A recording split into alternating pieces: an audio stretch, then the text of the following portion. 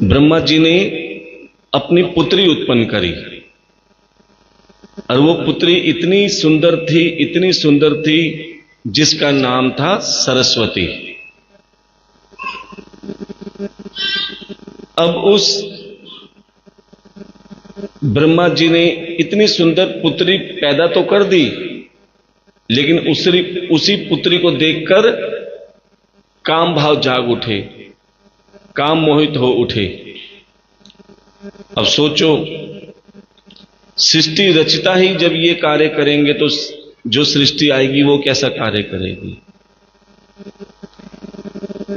ये देखकर सनकादिक ऋषि ब्रह्मा जी से कहने लगे कि हे पिताजी,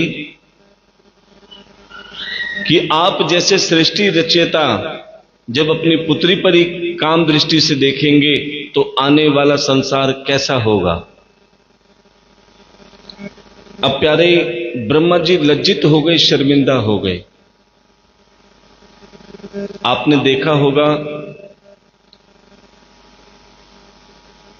कि किसी कारण की वजह से ब्रह्मा जी की कहीं पूजा नहीं होती, बस एक पुष्कर में होती है। और उसका भी एक कारण है, ध्यान देना, कि एक बार ब्रह्मा जी यज्ञ कर रहे थे और उस यज्ञ में बड़े बड़े संत महात्मा विद्वान भी आए थे, बड़े बड़े ब्राह्मण भी आए थे। और कहते हैं कोई भी पूजा जब करते हैं ना तो जोड़े के साथ करते हैं। अब ब्रह्मा जी ने पूजा तो चालू कर दी, लेकिन ब्रह्माणी तैयार हो रही थी। स्त्रियों में एक आदत होती है कि तैयार होने में थोड़ा ज्यादा समय लगाती है। अब ब्रह्मा जी पूजा स्थान पर बैठ गए, लेकिन ब्रह्माणी आने में देर कर रही थी और पूजा का शुभ समय निकलता जा रहा था। अब संत महात्मा कहने लगे, ब्रह्मा जी अगर शुभ समय निकल गया तो पूजा बेकार हो जाएगी। कहते हैं ना कि हर चीज की एक घड़ी होती है कि एकादशी इतने बजे से इतने बजे तक है, उसके बाद क्या द्वादशी लग जाएगी। अब जो एकादशी का व्रत है वो द्वादशी में कैसे हो जाएगा। द्वादशी को तो ब्राह्मण भोजन कराना है। अब इसी प्रकार जब संत महात्मा कहने लगे कि शुभ घड़ी समाप्त होती जा रही है, तुम्हें गठजोड़ा बांधने के लिए साथ में तो बिठाने की आवश्यकता है। जब एक बार बुलाया, दो बार बुलाया, कई बार बुलाया, ब्रह्माणी नहीं आई। कहने लगी अभी आ रही हूं, अभी आ रही हूं। अब सबको चिंता हो गई कि पूजा निर्विघ्न संपन्न भी हो जाए और उसका फल भी मिल जाए। इसी कारण सभी विद्वान ब्राह्मणों ने क्या किया, अपने वेद मंत्रों द्वारा 5 गायें उत्पन्न करी। ध्यान देना। और उस 5 गाय में एक गाय थी जिसका नाम था सुशीला। जब सभी विद्वानों ने, संत महात्माओं ने उस सुशीला के कानों में मध्यम आवाज में वेद मंत्रों का उच्चारण किया तो प्यारे उसी सुशीला के गाय के कानों द्वारा गायत्री मां प्रकट हुई। तभी कहते हैं गायत्री का मंत्र कभी जोर से नहीं लेना चाहिए, या तो मन में या मध्यम स्वर में। अब जैसे ही गायत्री प्रकट हुई, प्यारे गायत्री माता को ब्रह्मा जी के साथ बिठा दिया और जैसे ही गठजोड़ा बांध रहे थे इतने में ब्रह्माणी आ गई जो तैयार हो रही थी। जैसे ब्रह्माणी आई, ब्रह्माणी ने देखा अरे मेरे होते हुए दूसरी स्त्री बिठा रखी है। किसी को बर्दाश्त होगा कि मेरे होते हुए पति दूसरी स्त्री बिठा दे। अब ब्रह्माणी को क्रोध आ गया कि ब्रह्मा जी ये कैसी पूजा है, धर्मपत्नी को छोड़कर तुम किसी और स्त्री के साथ गठबंधन बांध के बैठ गए, इससे स्त्री का अपमान है। और उसी क्षण ब्रह्मानी ने श्राप दे दिया कि ब्रह्मा जी आप पूजा तो करवा रहे हो, लेकिन तुम्हारी कहीं भी पूजा नहीं होगी, कहीं तुम्हारा मंदिर नहीं होगा, कहीं तुम्हारी पूजा नहीं होगी, लेकिन तुमने यहां पर पूजा रखवाई है, इसलिए यहां तुम्हारा मंदिर भी बनेगा और तुम्हारी पूजा भी होगी केवल एक स्थान पे। लेकिन कब? जब तक तुम किसी कन्या का कन्यादान करोगे। द्वापर आया, द्वापर में नंद बाबा के छोटा सा कन्हैया हुआ और प्यारे जैसे ही नंद बाबा कन्हैया को गोद में ले जाकर, आवाज सुन रहे, जैसे ही नंद बाबा छोटे से कन्हैया को भांडीर वन में ले गए, वहां पे इतनी तेज बिजली कड़की, आंधी आई, तूफान हुए, मेघ गरजने लगे। अब नंद बाबा घबरा गए।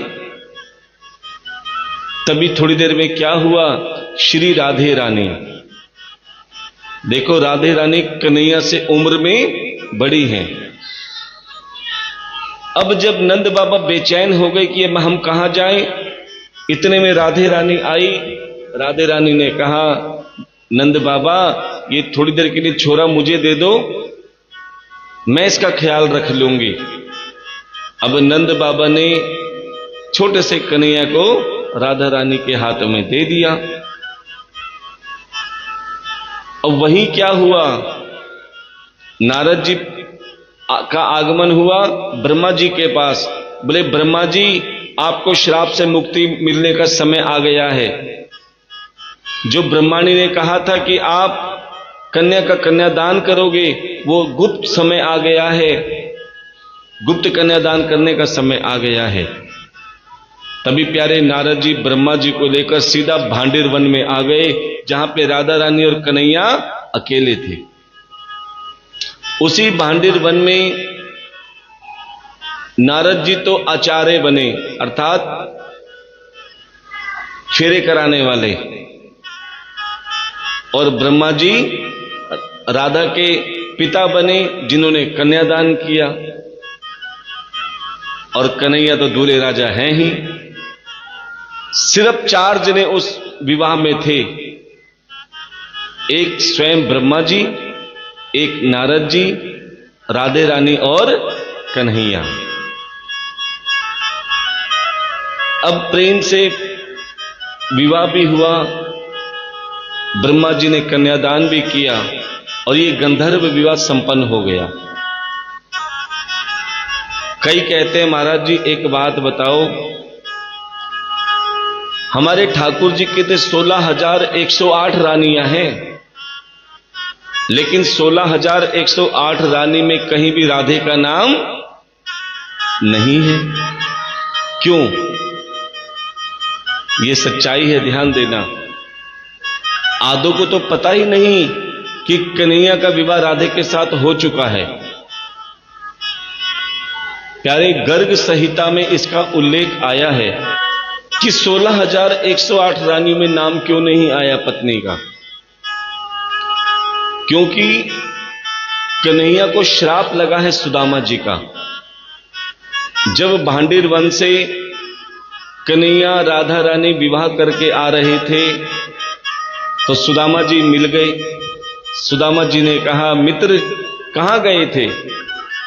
क्योंकि कन्हैया और सुदामा जी कभी अलग नहीं जाते, कहीं भी जाते थे तो साथ जाते थे। लेकिन समय का फेर, इंसान तो सोचता है कि जीवन भर साथ चलेंगे, लेकिन प्यारे समय कब बदल जाए कुछ पता नहीं चलता, कब रास्ते अलग हो जाते हैं। और कहते हैं जो इंसान जब मित्र होता है तो बहुत अच्छा लगता है, लेकिन जब नजर बदल जाती है ना, तो मित्र तो वही रहता है, लेकिन जब नजर में नफरत हो जाती है तो वही इंसान बुरा लगता है। फिर प्यारे रास्ते बदलने में भी देर नहीं लगती। और वही सुदामा ने कहा, मित्र अब तक तुम मेरे साथ चले, लेकिन तुम मुझे छोड़कर कहां चले गए थे? तब कन्हैया ने कहा, ये विधि का विधान है कि ब्रह्मा जी के श्राप से मुक्ति दिलाने के लिए मुझे गंधर्व विवाह करना पड़ा, जिसका केवल हम 4 जने साक्षी हैं, 4 जने गवाह हैं, और एक सिर्फ तुम्हें बता रहा हूं अपना मित्र समझ के। देखो, अपने मन की बात अपने मित्र को ही कही जाती है, लेकिन कहते हैं कि शब्द का गलत मतलब कोई भी निकाल सकता है। अब कन्हैया ने अपने मन की बात कही, लेकिन सुदामा जी भड़क गए। बिना सोचे समझे कन्हैया को ही श्राप दे डाला कि कन्हैया, तुम मुझसे बिना पूछे इतना बड़ा कार्य कर दिया, जाओ मैं तुम्हें श्राप देता हूं, कभी तुम्हारा राधे से मिलन नहीं होगा।